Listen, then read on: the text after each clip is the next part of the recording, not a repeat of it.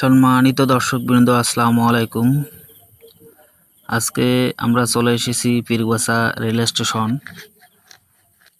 তো পীরগাছা রেল স্টেশনের পাশে আপনার পীরগাছা রেল স্টেশন জামে মসজিদ। এই জামে মসজিদে আমরা এসেছি একটা হাইব্রিড সোলার স্থাপন করার জন্য। তো আমরা মসজিদটা আপনাদের দেখাবো। আমরা মসজিদের ভিতরে যাচ্ছি। এই মসজিদটা হচ্ছে 3 তলা বিশিষ্ট একটি মসজিদ। তো এই মসজিদের যতগুলো ফ্যান বা আপনার সেটআপ চলে সবগুলো সোলার প্যানেলের মাধ্যমে চলবে।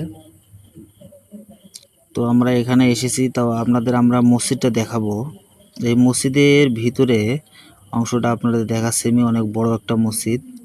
এই মসজিদের ভিতর এবং বারান্দা উপর মিলে টোটাল ৭৬টার মতো ফ্যান আছে, সিলিং ফ্যান, এবং 1 হর্সের একটি পানির মোটর রয়েছে।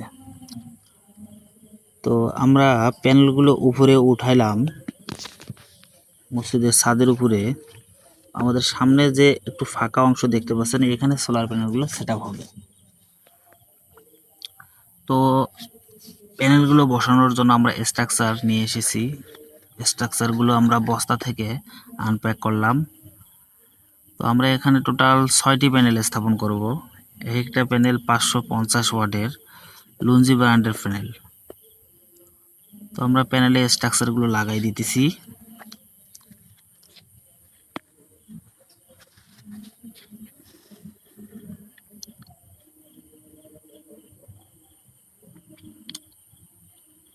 তো অলরেডি আমাদের 2টি প্যানেল স্থাপন করা হয়ে গেছে। আমরা আগে প্যানেলগুলো স্ট্রাকচারের উপর সাজায় নিতেছি।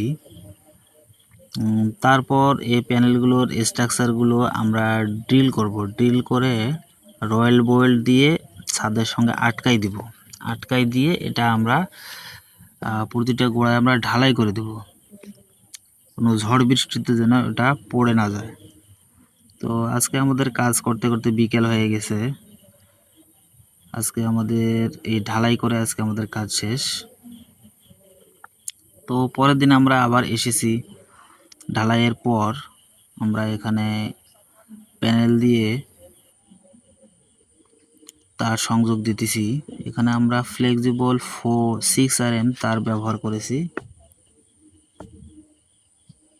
তো এই তারগুলো প্রচণ্ড রোদে যেন ক্ষতি না হয় সে কারণে আর এর উপর পাইপের ভিতর দিয়ে আমরা তারগুলো নিতেছি। আপনারা দেখতে পাচ্ছেন পাইপগুলো ছাদের সাইড দিয়ে সুন্দর করে আমরা ওয়ারিং করে দিতেছি, এবং এই পাইপ যেন তারের ঝুলন্ত অবস্থার কারণে যেন নিচে পড়ে না যায়, এই কারণে তারের সাথে আমরা পাইপের সঙ্গে একটা তার জোড়া দিয়ে ভালো করে আমরা জয়েন্ট দিয়ে এদিকে বেঁধে দিতেছি যেন তারটা তারের ওজনে পড়ে না যায়।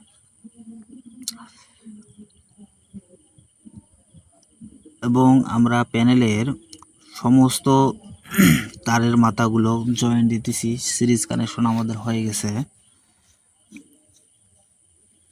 দেখতে পাচ্ছেন সুন্দরভাবে আমরা প্যানেলগুলো স্থাপন করা সম্পূর্ণ করেছি, এবং প্রতিটা লক ভালোভাবে চেক করে এবং জয়েন্ট এরিয়ায় টেপ মারি দেওয়া হয়ে গেল।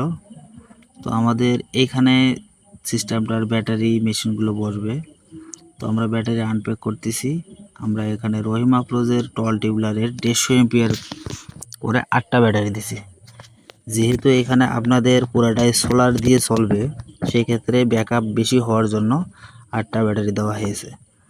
তো এখানে আমরা একটা মেশিন দিয়েছি, সেটা হচ্ছে গ্রোয়ার্ডের 5 কেভিএ ইনভার্টার।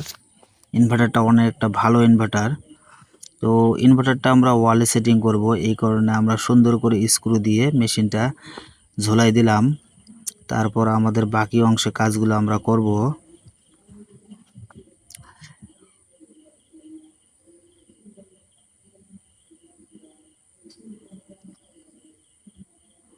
তো এর সাথে চলাতে গেলে আমাদের কিছু সার্কিট ব্রেকার লাগবে, সেই ব্রেকারগুলো আমরা দিয়েছি।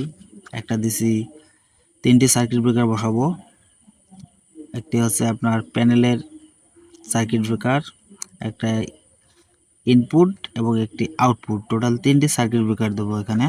তো আমরা সার্কিট ব্রেকারগুলো বসানোর জন্য L1 L2 বক্সগুলো ফিটিং করে নিতেছি।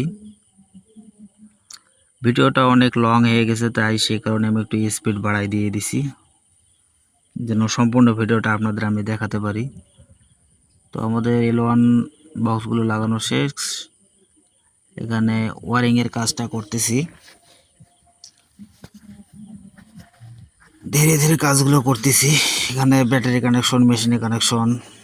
যারা আপনারা আপনাদের মসজিদ বা ফ্যাক্টরি এই ধরনের বা বাসা বাড়িতে বিদ্যুৎ বিল বা লোডশেডিংয়ের জন্য ঝামেলায় ভুগতেছেন, তারা এই ধরনের একটা সিস্টেম নিতে পারলে আপনাদের এই ধরনের ঝামেলা থেকে আপনারা মুক্তি পাবেন। তো আমাদের টোটাল 8টা ব্যাটারি। এই ব্যাটারিগুলো আমরা 48 ভোল্ট করব, চারটে করে 48 ভোল্ট করব। তা 48 ভোল্ট করার জন্য আমাদের প্রথমে সিরিজ করতে হবে, তারপর এই দুটি পার্টকে আবার প্যারালালে সংযুক্ত করতে হবে। তো আমার টোটালি কাজ সিরিজ করা শেষের দিকে। আমি নাটগুলো লুজ আছে কিনা সেগুলো চেক দিতেছি।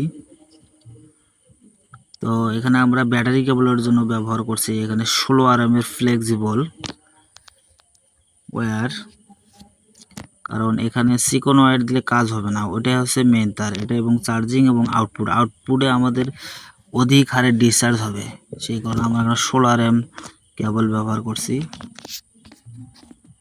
তো ফাইনালি ব্যাটারি সিরিজ করা হয়ে গেছে এবং মেশিনে কানেকশন দিয়ে দিছি। এখন আমরা মেশিনটা চালু করব। চালু করে আগে টেস্ট করে দেখব মেশিনটার রানিং, প্যানেলের ক্যাপাসিটি এগুলো টেস্ট করে দেখব। তো মেশিন চালু করা হয়ে গেছে। এখন ব্যাটারির অ্যাম্পিয়ারটা আমি দেখতেছি, ডিসচার্জ এবং চার্জিং অ্যাম্পিয়ারটা এটা চেক করে দেখতেছি। সবগুলো ব্যাটারিতে কিভাবে কি পজিশন আছে না আছে সবগুলো আমি মিটার দিয়ে চেক করে দেখতেছি। তো মেশিন দেখতে পাচ্ছেন আপনারা, মেশিনের ডিসপ্লে চালু হয়ে গেছে।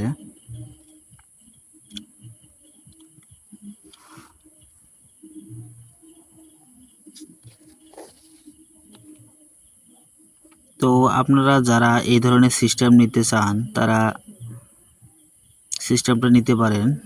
এখন আমি এটা দেখতেছি যে প্যানেল থেকে কতটুকু পাচ্ছি, লোড কতটুকু চলতেছে, প্যানেলে কত এম্পিয়ার আসতেছে, এগুলো আমি চেক করতেছি। গ্রোয়াট মেশিনটা অনেক ভালো একটা machine.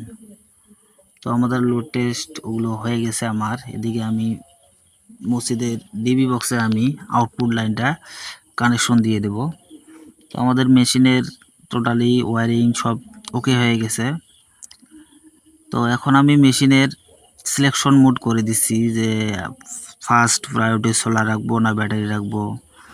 Battery selection, ampere selection সবগুলো আমার হয়ে গেছে।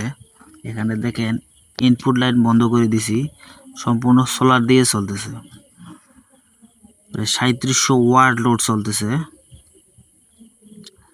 তো এই সিস্টেমটা অনেকটা ভালো একটা সিস্টেম।